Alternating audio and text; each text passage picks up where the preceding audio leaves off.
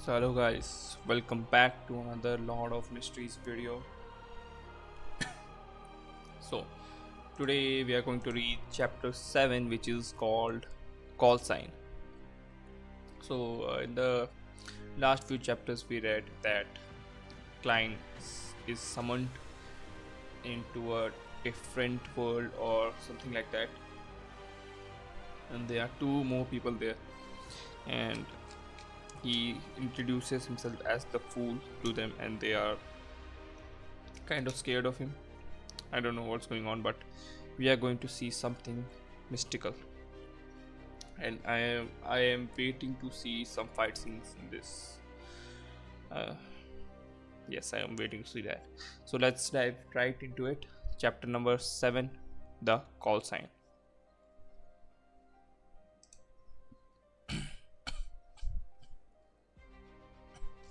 You can address me as the fool. The simple answer soon emanated through the grand hall and dissipated into the fog. However, the voice kept resonating in Audrey's and Olga's hearts, stirring up one ripple after another. They never expected such a designation, but they felt that he was deserving of it. The what the fuck I'm starting with? Sorry, guys. The Where was I? The designation perfectly embodied his image as someone mysterious, powerful, and bizarre. After a few seconds of silence, Audrey stood up, held up her skirt slightly, and bent her knees, courteously, courteousing, what is it written? Courteously, or whatever, to Zomingui. Honorable Mr. Fu, would you please permit me to take the liberty of requesting you to be the witness of our trade? It's nothing. Zomingui smiled wide as he answered in a way that matched his status. It's our honor, Mr. Food. Elgar stood up as well. He bent his back slightly with his right palm over his chest. Zimingri lowered his right palm and smiled. Continue the both of you. Elgar nodded and sat back down before looking at Audrey. If you can obtain the ghost shark's blood, get someone to send it to the Warrior and Sea Bar at Pelican Street in the White Rose Bro- Brogue of Pritz Harbor. Tell the boss, Williams, that is the captain, that it's what the captain wants. Once I acknowledge recipient, will you be giving me an address to mail the potion formula to, or do you want me to tell it to you here directly? Audrey thought for a moment before saying with a smile, I will choose the more secure method. Let's do it here. Alright, it's the test of my memory. Since Mr. Fool had agreed to bear witness for the trade, it also represented that there would be a similar gathering the next time. With this in mind, she suddenly turned her head as she looked at Zubngrui with sparkling eyes. With a tone of interest, he suggested, Mr. Fu, would you mind making a few more attempts like this? Arger listened to her suggestion calmly. He was tempted by the suggestion as well. He hurriedly echoed, Mr. Fool, don't you find such gathering interesting? Although your powers exceed our imaginations, there has to be a certain domains that you don't understand or excel in. The person across me is obviously a young lady of lofty stature. I also have my unique sets of experience, insights, mediums, and resources. Perhaps there will come a day when both of us can help you complete something trivial that might be inconvenient for you. From this point, from his point of view, the fact that he had been pulled into this space without any warning or any means to resist meant that the mysterious Mr. Food was in control. Participating in the gatherings was not necessarily something he could refuse. Therefore, it was better to reap the benefits of this encounter as much as he could to make up for his passive and disadvantaged state. So, I think Algar here is a realist, and he is thinking quite, rationally. Audrey is just like excited kid. He's like, yes, Mr. Fool, this is amazing. Let's do more. And Algar is like, I can't refuse. So I guess we should uh, get the maximum benefit out of it. So it's giving us the both of the personalities, and I quite like both of them for now. The trio at the long table had different backgrounds, resources, information channels, and comprehension of the mystical domain. If they interacted and enjoyed some limited cooperation, they could produce unpredictable and immeasurable effects. The resource trade that had been negotiated was one example. Another example would be if he wished to kill someone, he could easily request the gatherings members who did not appear to be related to him, both on the surface and in reality, for help. He could perfectly misdirect any investigator. Smart, but why does he always go straight for the kill man? Even even with the gunman, he is always armed. Always, even when he's taking out the money, he's first checking the gun. I think Klein here or Somingri is ready to kill someone. Is too eager to kill, I think.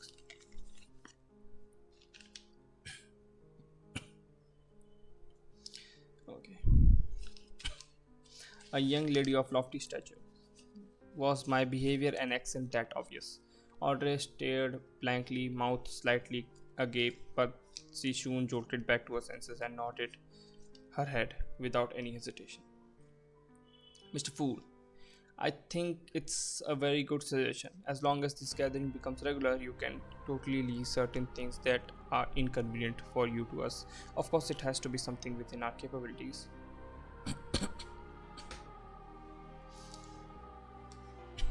From the moment he heard the suggestion, Zumgri was already weighting the pros and cons. More gatherings definitely allowed him to gain more knowledge of the secrets of the Beyonders or other mysteries.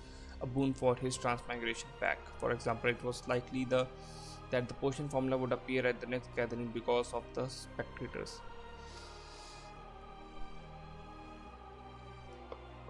Sorry.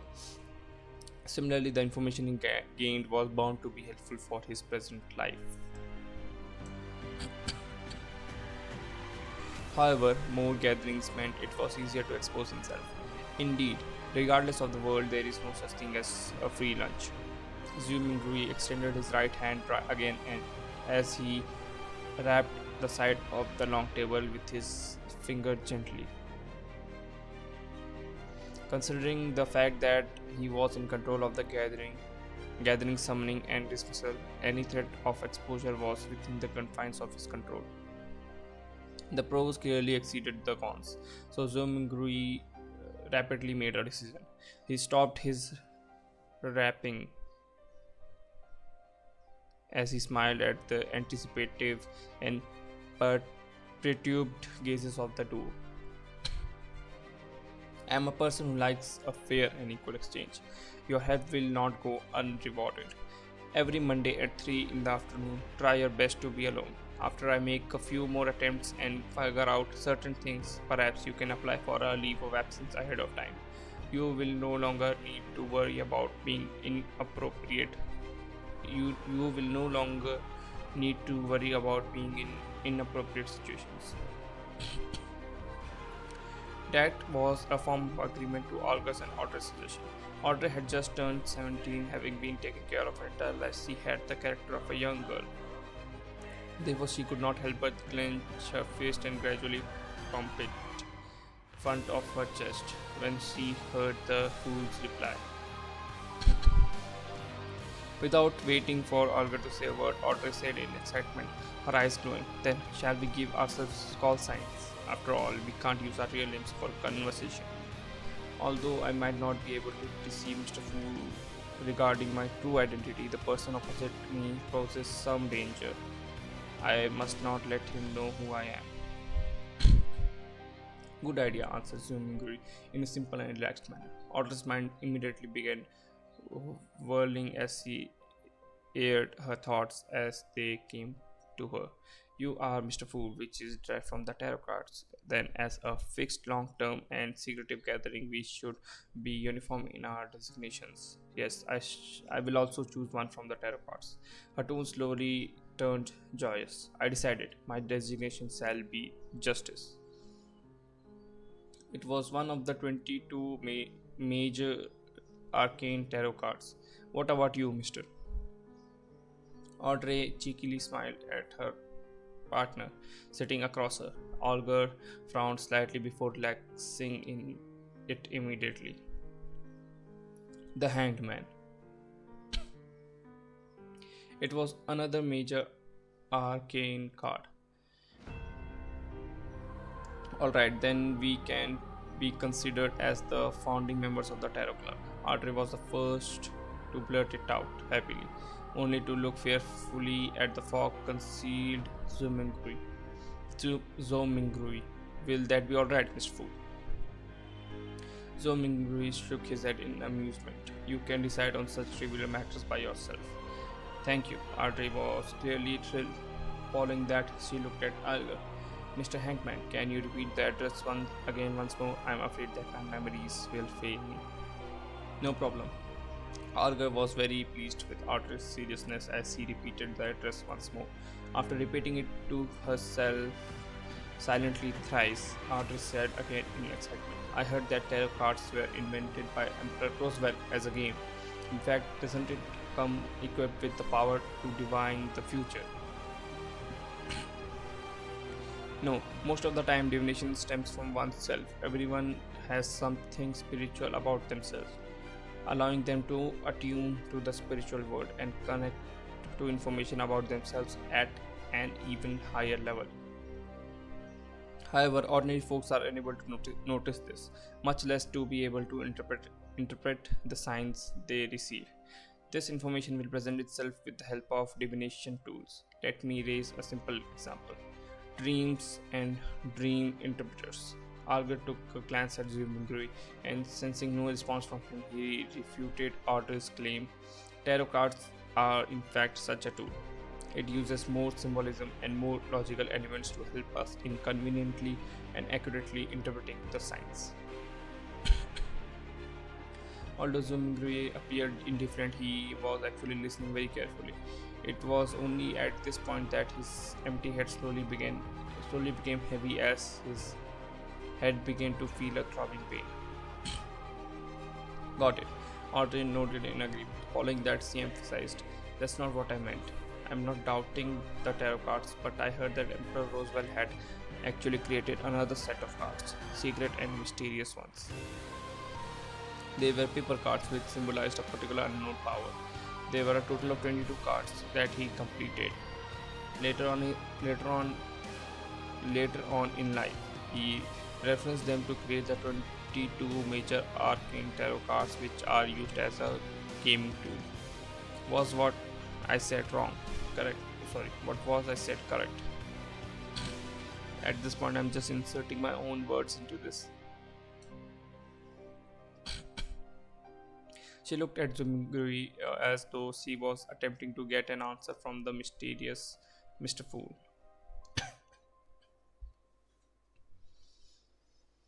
All all Zuminguri did was smile without saying a word. He cast his gaze at the hangman as though he was putting him to the test. Olga subconsciously straightened his back and said in a deep voice, that's right. It is said that Emperor Roselle had seen the blasphemy state, and that set of paper cards contained the profound mysteries of the 22 paths of the divine. 22 paths of the divine, repeated Audrey with a longing tone. At that moment, Zuminguri's headache intensified. He felt that his invisible connection with the crimson stars and greyish fog was beginning to falter. Alright, that will be all for today's gathering, he said in a deep voice after making the decision immediately. By your will. Olga bowed his head respectfully. By your will. Audrey mimicked the handman. She still had many questions and thoughts, thus she was unwilling to have it end so soon. As Zwingli severed the connection, he said with a smile, "Let us look forward to the next gathering." The stars brightened once more as the crimson light receded. Sorry. Uh, where was I? The stars brightened once more as the crimson light receded like water. Just as Audrey and Algar heard Mr. Fool's words, their figures turned into a blur as they phased away. In a second, the projection shattered as the grey fog restored its silence. As for Zumingri, he felt himself turning heavy rapidly. His surrounding turned His surroundings turned fleeting as his eyes met darkness before changing into dazzling sunlight. He was still standing in the middle of his apartment. It was like a dream. Who the heck was that foggy world? Who or what sort of powers created the changes that just happened? Swimming silently, sighed softly. He was completely puzzled as he walked towards the study desk as though his legs were filled with lead. He picked up the pocket watch he placed outside to determine how much time has passed. Time, time flowed at the same pace. Zwingli made a rough judgment. After putting down his pocket watch, he found himself unable to endure the splitting headache any further. He sat on the chair and lowered his head, using his left thumb and middle finger to massage his temples. After a long while, he suddenly let out a sigh and said in mental, "From the looks of it, I won't be able to return anytime soon." So I guess we are not returning. We are going to explore this world more. Sorry, had to answer the door. Someone was knocking on it. But we will get back. We will get right back to the reading. Only the clueless could be fearless. Only the clueless could be fearless. After witnessing such a fascinating event and learning the situation regarding Beyonders and the mysterious world, Zhu Mingrui no longer dared to rashly try the luck enchantment ritual using ancient Fesai or Leon language. Who knew what kind of situation would happen? Perhaps it would be more bizarre, horrifying, or even a living hell. At the very least, I should attempt only when I have a deep mastery of mysticism. Those who Mingri had helplessly, thankfully, the so called gathering could provide him with help. After another bout of silence, he muttered to himself with a tone of dismay, disappointment, agony, and grief. From this moment forth, I am Klein. Klein tried his best to refocus his solutions and plans to go to as to plus the negative emotions in him. Perhaps he could learn the potion formulas for spectator from the side. The gathering that just happened sure is fascinating. People who reside in different places across the world can reduce hundreds of kilometers just to mere inches and discuss face to face while supplying each other's needs. Speaking of which, this does sound a little familiar. Klein was stunned for a few seconds before he burst out in laughter, pressing against his temples. He just under his breath. Wasn't that a social networking platform? So, bro basically created social media in another world. That's the end of this chapter. I guess I'm a little bit better at reading because I used to finish a single chapter of Lord of the Mysteries in like 25 minutes, and it's only taken me 19 minutes to finish this chapter.